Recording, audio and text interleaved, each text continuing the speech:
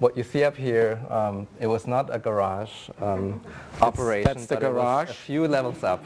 We are a few levels up. We were roommates back then. So we were roommates.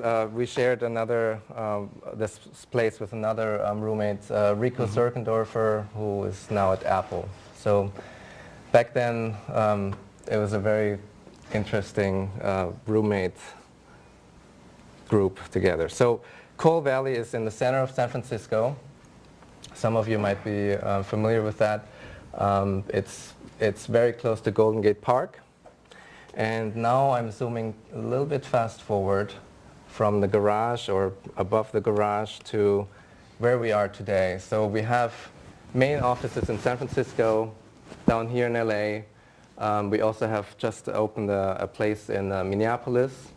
And we have several other places that represent InCase throughout the globe, in Europe as well as in Asia.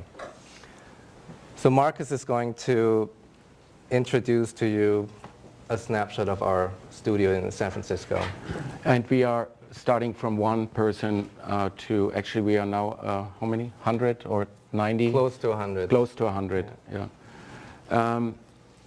Back in 2007, InCase wanted to come back to San Francisco out of a few reasons, one of them being, or one of the main reasons, them being Apple is from the Bay Area, and Apple is one of our main clients, and so we wanted to reconnect and just be there for them.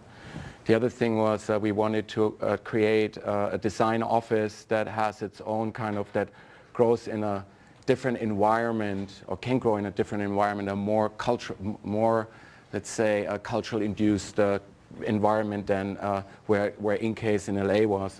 Where was that? In kind of like, we were in Irvindale, and we also had an office down in Hollywood. So it was kind of a bit remote, and then we started, we thought, let's build an office in San Francisco, and let's go right downtown.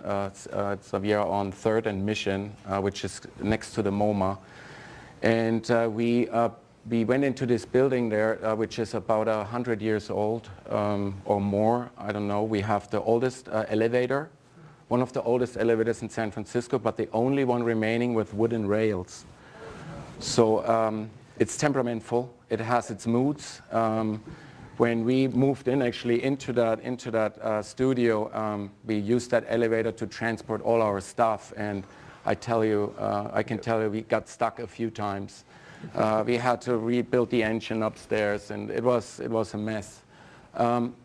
Inside, you have to imagine there was nothing. There was just wooden floor and cables hanging all over the place.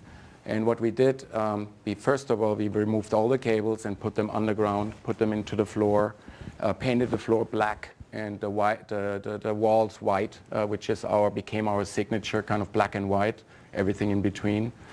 And the next slide shows you our entrance area. We work with big glass panels. Here you see our gallery. That's a gallery for inspirational stuff that we bring from our journeys. And right now it's empty. That was in the very beginning. That is our hangout, or was our hangout place, our lobby, a DJ set. You see that down there. And some sofas. Very, very, very nice. Nowadays, and over here, see those tables? They were actually built on site.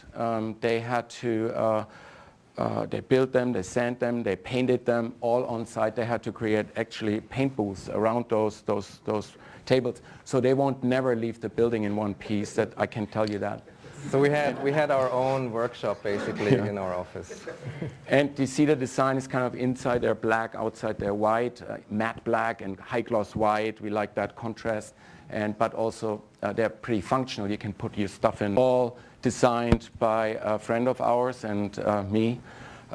Within like half a year or so. We were in a heavy time constraints, but it turned out really, really nice. This one here, for example, I don't know if you use our products, but one of our signature treatments is soft touch. So it's plastic with some kind of paint that makes it feel like rubber. This whole thing feels like rubber. We painted this whole thing with soft touch, except the top surface with our InCase logo. So everything, we just love those details and materials and things. This is one of my favorite rooms. It's